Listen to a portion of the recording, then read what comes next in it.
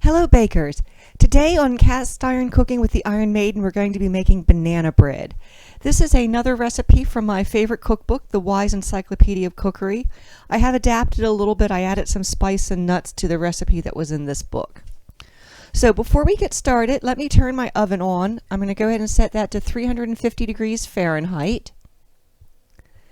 And I've already prepared my pans. Now this recipe will fit a standard loaf pan, 8 by 4 inch loaf pan, or I actually prefer to make some little individual ones. So I'll be using these two pans to make some individual servings.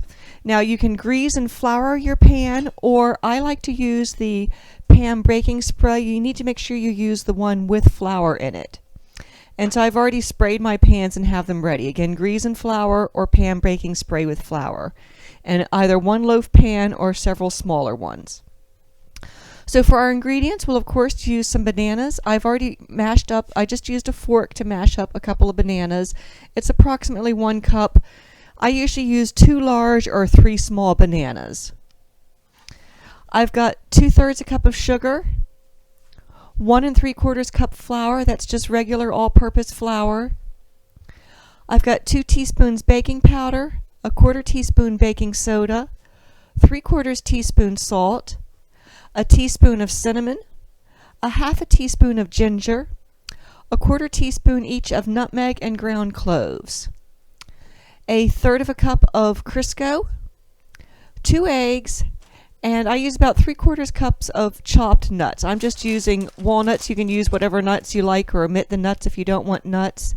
And you can also change up the spice mix according to your taste. So let's go ahead and get started here. I'm going to start by actually combining all of my dry ingredients. So I've already got my flour in a bowl here, and I'm just going to add the baking powder, baking soda, salt, all of my spices, and I'm just going to mix that up, and that will help ensure that your spices and the leavening agents are evenly distributed throughout the mixture. And I'm going to do one more thing before I do anything else with this stuff, and that is I'm going to take about a tablespoon of that, and I'm going to put that in with my nuts, and that's just going to help keep the nuts from sinking to the bottom of the mixture when I mix them in. So we'll just put in, like I said, about a tablespoon of the flour with the nuts. So now we can go ahead and get started. I've already put a cup of, I've already put the Crisco in my bowl here, and I'm going to add the sugar to that. And I'm going to beat that until it's light and fluffy.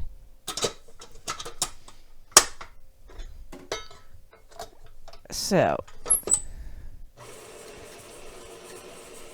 this is just going to take a minute to mix up until it's light and fluffy. So right now it's just kind of getting combined, but it's still pretty chunky. It's globby. We'll let it beat 1 minute until it's light and fluffy.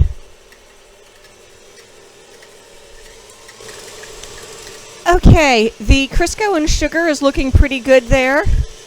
I'm going to go ahead and add 1 of my eggs, and I'm going to beat it well. And always remember to break your eggs into a bowl by themselves. It's really bad if you break them in there and you get shells or something, or there's something wrong with the egg. So put them in a bowl and then add them in. It's much easier. And we're going to let this mix in, and then we'll add, I'm just going to scrape the sides down a little bit, then we'll add our other egg in.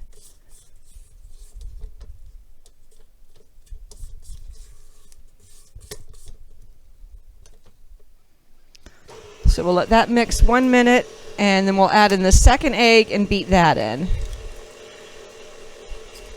And again, like I said, always just break those eggs in a separate bowl. It's much easier if you get shells to fish them out of there than to fish them out of the batter. So that's been beaten in. We'll add the second egg, and we'll beat that in.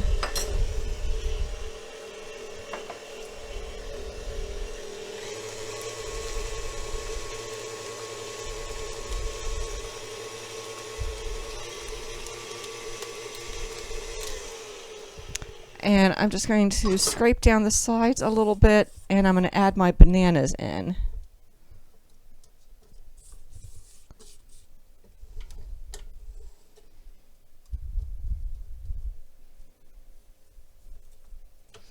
So we can add our bananas in.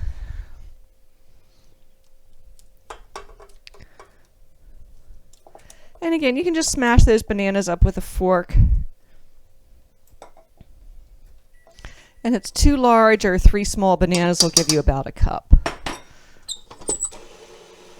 So we're going to mix those in.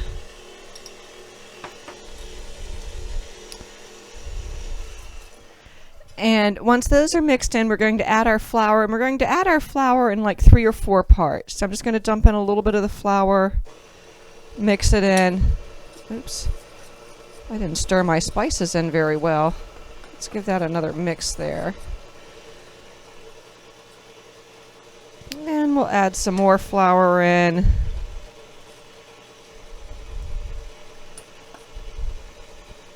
And like I said, you're going to add the flour in about 4 parts.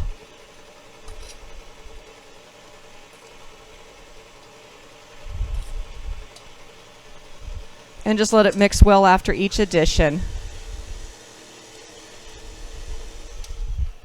And we'll add the rest of that in there.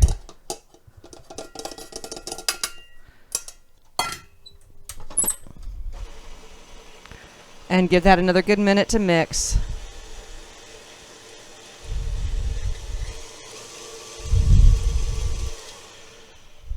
And you could probably actually mix this by hand. It might be a little hard getting started with the sugar and Crisco, but the rest of it can certainly be mixed easily by hand. So let me just clean off my mixer spatula here. And I'm going to dump in my nuts, which remember I added a little bit of that flour to the nuts. And we'll just give that a quick stir to mix them in.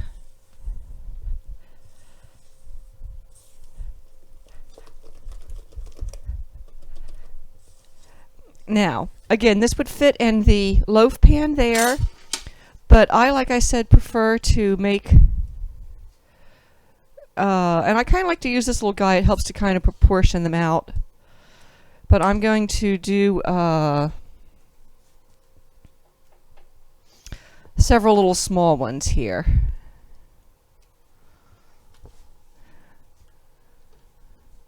You want to fill your pan to a half, no more than 2/3 full, or it'll be ballooning over on you.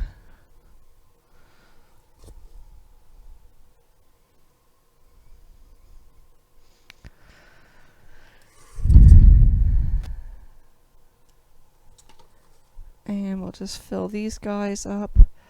You know, I might need an extra little pan here. I have a feeling this is going to be just a little much of that.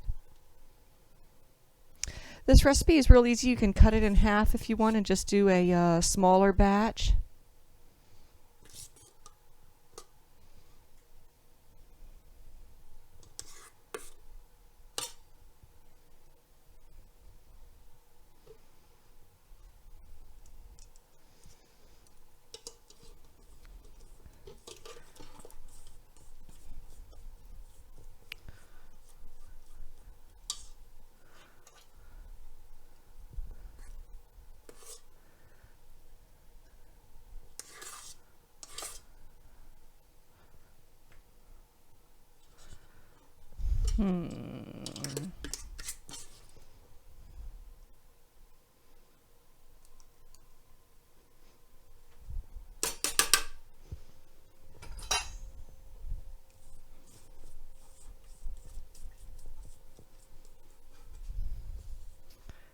Just top off these that look a little bit lower. So divide it up evenly amongst your little pans here.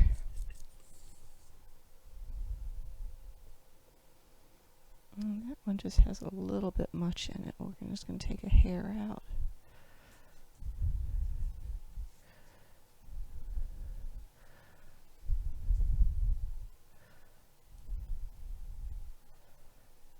So my oven has heated to 350. I've got my batter all in my pan, so I'm simply going to pop these in the oven. Now, if I was baking the loaf pan, I would bake it for about 50 minutes. These guys are going to take a little less. These guys take about 35 to 40 minutes. So we'll pop them in the oven. And I'll see you back here in about 35 minutes.